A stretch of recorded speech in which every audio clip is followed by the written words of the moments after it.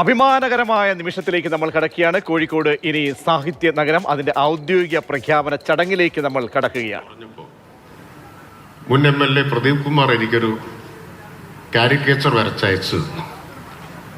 അത് കണ്ടതോടുകൂടി പിന്നെ ഞാൻ അപ്പം തന്നെ സമ്മതിച്ചു, ഞാൻ വന്നേക്കാം എന്നത്. അതാണ് ആ സമ്മർദ്ദത്തെ കുറിച്ച് ആയിരിക്കും മുസാഫർ സൂചിപ്പിച്ചത്. അതിലൊരു കഥാപാത്രമാണ് ഡെപ്യൂട്ടി മേയർ.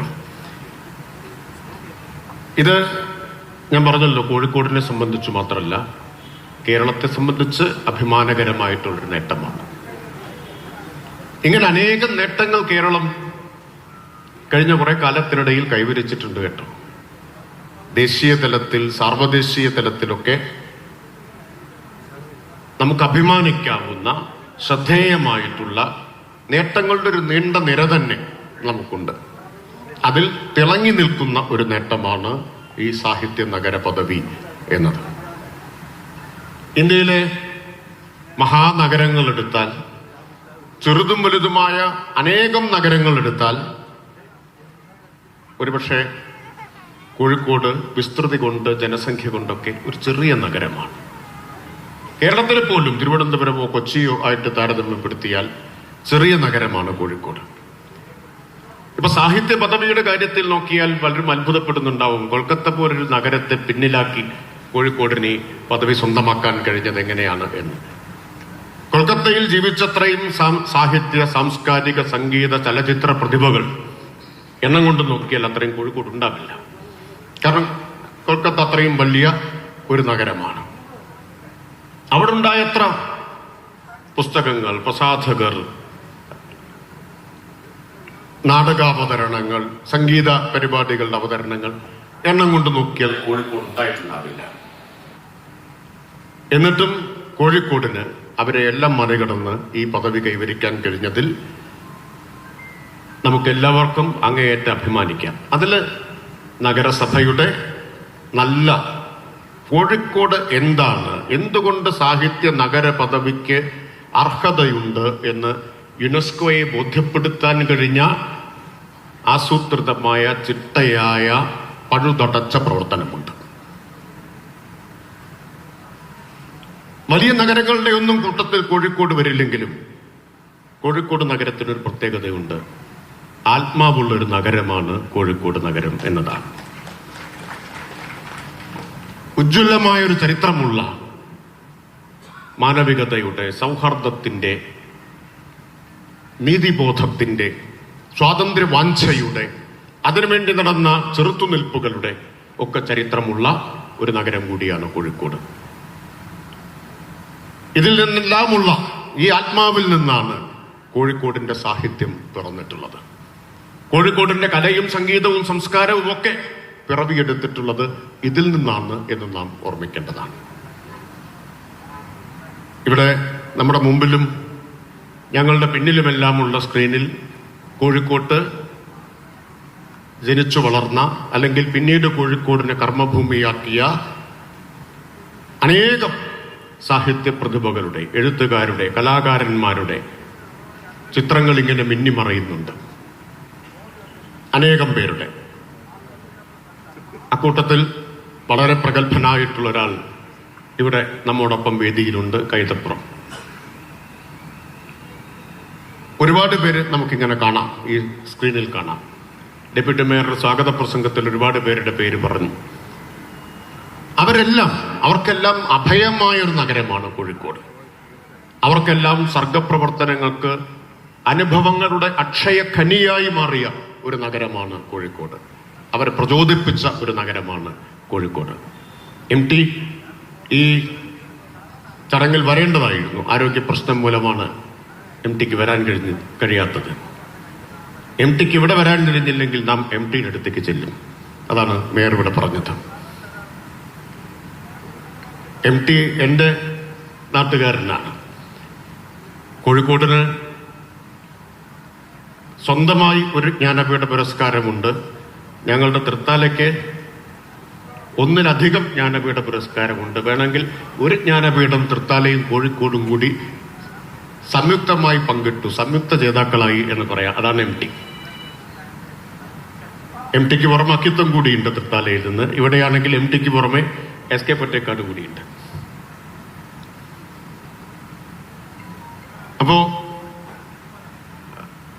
അദ്ദേഹം ഇവിടെ വരേണ്ടിയിരുന്ന ഈ പറഞ്ഞ ആരോഗ്യപരമായ പ്രശ്നം കൊണ്ട് വരാൻ കഴിയാതെ പോയതാണ് വജ്ര ജൂബിലി പുരസ്കാരം സ്വീകരിക്കുന്നതിന് വേണ്ടി. MT ആവട്ടെ, ഇവിടെ കൈതപ്രമാവട്ടെ, അങ്ങനെ നേരത്തെ പേര് പറഞ്ഞ എണ്ണിയാലൊടുങ്ങാത്ത ആളുകൾ, അവരെല്ലാം ഒന്നുകിൽ കോഴിക്കോട് ജനിച്ചു വളർന്നവരാണ്, അല്ലെങ്കിൽ കോഴിക്കോട്ട് വന്ന് പിന്നീട് ഇവിടം വിട്ടു പോകാത്തവരാണ്. ഭാസ്കരൻ മാഷുടെ ഒരു സിനിമാ പാട്ടാണ് കോഴിക്കോട് നഗരത്തെക്കുറിച്ച് കേൾക്കുമ്പോൾ നമുക്ക് മനസ്സിലേക്ക് ഓർമ്മ വരിക. നഗരം നഗരം ഹാസാഗരം ഹാസാഗരം, ചളിയും കളിയും ചിരിയും മീതെ ചളിയും ചുഴിയും താഴെ, പുറമേ പുഞ്ചിരി ചൊരിയും സുന്ദരി, പിരിയാൻ വിടാത്ത കാമുകി. MTയെ പോലെ അനേകം പേരെ പിരിയാൻ വിടാത്ത കാമുകിയാണ് കോഴിക്കോട് എന്ന് നമുക്ക് പറയാൻ പറ്റും. അവസാനത്തെ വരി മാത്രം കോഴിക്കോടിനെ സംബന്ധിച്ച് പ്രസക്തമാണ്. അധികം ചളിയും ചുഴിയും ഇല്ലാത്ത ഒരു നഗരമാണ് കോഴിക്കോട്. അതുകൊണ്ടാണ് ഞാൻ പറഞ്ഞത് ആത്മാവുള്ള നഗരമാണ് എന്ന്. അനേകം പേരെ പിരിയാൻ വിടാത്ത കാമുകിയാണ് കോഴിക്കോട്. കോഴിക്കോട്ട് വന്ന് ജീവിച്ച ഒരാൾക്ക് പിന്നീട് തിരിച്ചു പോകണം എന്ന് തോന്നില്ല.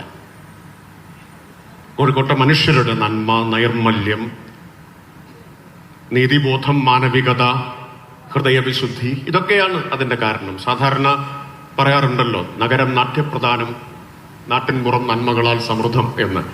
എന്നാൽ നാട്യപ്രധാനം എന്നത് ബാധകമല്ലാത്തൊരു നഗരമാണ് കോഴിക്കോട്. നാട്യങ്ങളില്ലാത്ത, പുറംമോടികളില്ലാത്ത, പുറംപൂച്ചില്ലാത്ത മനുഷ്യരുള്ള ഒരു നഗരമാണ്. എത്രയെത്ര പേര് ഇവിടെ നിൽക്കുമ്പോൾ ഓർമ്മിക്കാനുണ്ട്. കുറെ പേര് ഇവിടെ ഓർമ്മിച്ച് കഴിഞ്ഞതാണ്. നേരത്തെ പറഞ്ഞ ഭാസ്കരൻ മാഷിന്റെ വരികൾ, അത് നഗരമേ നന്ദി എന്ന സിനിമയ്ക്ക് വേണ്ടി ഭാസ്കരൻ മാഷ് എഴുതി, രാഘവൻ മാഷ് സംഗീതം നൽകി, യേശുദാസ് പാടിയതാണ്. ആ സിനിമയുടെ കഥ MTയുടേതാണ്. ഭാസ്കരൻ മാഷ് ഇവിടെ ആകാശവാണിയിലാണ് ജോലി ചെയ്തത്. അദ്ദേഹം പുന്നപ്രവയലാറിന്റെ സമരവീര്യമൊക്കെ മനസ്സിലേറ്റി വന്ന് കോഴിക്കോട് വന്ന് ആകാശവാണിയിൽ ജോലി ചെയ്തതാണ്. കോഴിക്കോട് ആകാശവാണി കോഴിക്കോടിന്റെ സാഹിത്യത്തിന്, കേരളത്തിന്റെ സാഹിത്യത്തിന്, സംസ്കാരത്തിന്, കലയ്ക്ക്, സംഗീതത്തിനൊക്കെ നൽകിയിട്ടുള്ളത് അമൂല്യമായ സംഭാവനയാണ്. ഒരു കാലത്ത് ഭാസ്കരൻ മാഷെ പോലുള്ള ആളുകൾ, അതുപോലെ ഉറൂബിനെ പോലുള്ളവർ, അക്കിത്തത്തെ പോലുള്ളവർ, കക്കാടിനെ പോലുള്ളവരൊക്കെ ജോലി ചെയ്തിട്ടുള്ള ഒരു സ്ഥലം. എത്രയോ പേര്. അന്നൊക്കെ പാട്ട് റെക്കോർഡ് ചെയ്തിട്ട് അവതരിപ്പിക്കലല്ല, ലൈവായിട്ട് പാട്ട് അവതരിപ്പിക്കുകയാണ് ആകാശവാണിയിൽ.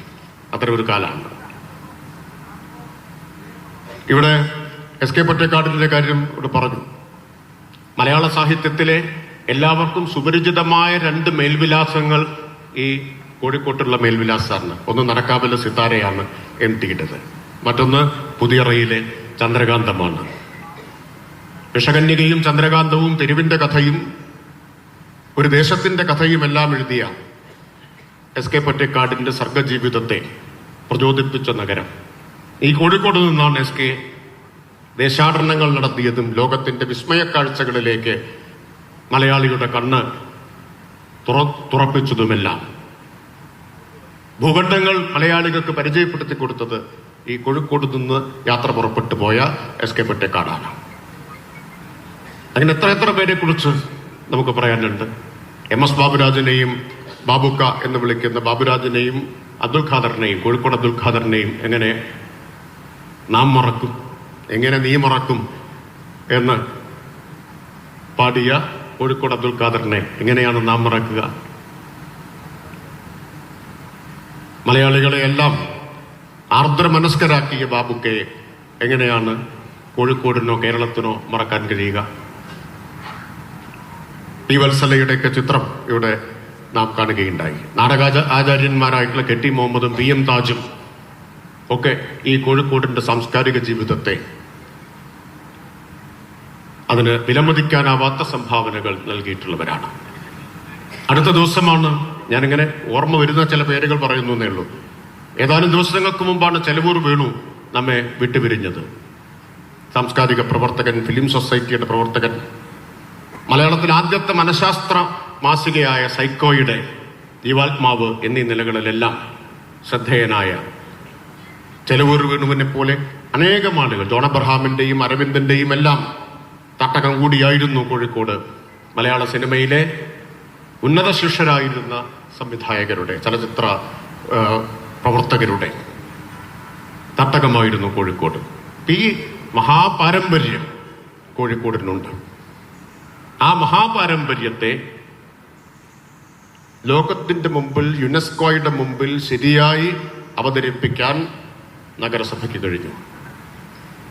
ഇപ്പോ കഴിഞ്ഞ കുറെ കാലമായിട്ടാണെങ്കിൽ KLFന്റെ വേദിയാണ് കോഴിക്കോട്, കേരള ലിറ്ററേച്ചർ ഫെസ്റ്റിവലിന്റെ. ഇന്ത്യയിലെ എഴുത്തുകാർ, ബുദ്ധിജീവികൾ, ആക്ടിവിസ്റ്റുകൾ, സാംസ്കാരിക പ്രവർത്തകരെല്ലാം ഒരുമിച്ച് ചേരുന്ന ഒരു പ്രധാന ധൈഷണിക ഇടമായി KLF മാറിത്തീർന്നിട്ടുണ്ട്.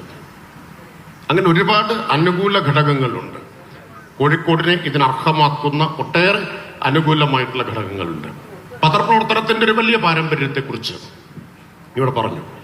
യഥാർത്ഥത്തിൽ ഈ കോഴിക്കോട് നഗരത്തിനൊപ്പം എഴുത്തുകാർ മാത്രമല്ല വളർന്നു വന്നത്. അനേകം എഴുത്തുകാരും സാംസ്കാരിക പ്രവർത്തകരും ഈ നഗരത്തിനൊപ്പം വളർന്നു വന്നു. നഗരത്തിന്റെ ഉപ്പും ചോറും ഭക്ഷിച്ച് വളർന്നു വന്നു. അവർ നഗരത്തിന് തിരിച്ചു കൊടുത്തു. അതുപോലെ നഗരത്തിനൊപ്പം വളർന്നു വന്നവയാണ് പത്രങ്ങളും പ്രസിദ്ധീകരണങ്ങളും. 1923 മാതൃഭൂമി ഇവിടെ നിന്ന് പ്രസിദ്ധീകരണം ആരംഭിച്ചു. ദേശീയ പ്രസ്ഥാനത്തിന്റെ ആശയപ്രചാരണം എന്ന ലക്ഷ്യം മുൻനിർത്തി. 1935 EMSന്റെ നേതൃത്വത്തിൽ പ്രഭാതം എന്റെ നാടിനടുത്തുള്ള ഷൊർണൂരിൽ നിന്ന് ആരംഭിക്കുന്നത്. പിന്നീട് അങ്ങനെ അഭിമാന മുഹൂർത്തത്തിൽ മലയാളികൾ ആ അസുലഭ മുഹൂർത്തം അതിന് സാക്ഷ്യം വഹിക്കുകയാണ്. ഔദ്യോഗിക പ്രഖ്യാപനം കഴിഞ്ഞിരിക്കുന്നു. സാഹിത്യ നഗരമായി കോഴിക്കോടിനെ പ്രഖ്യാപിച്ചിരിക്കുന്നു. മന്ത്രി MB രാജേഷാണ് ഔദ്യോഗിക പ്രഖ്യാപനം നടത്തിയിരിക്കുന്നത്.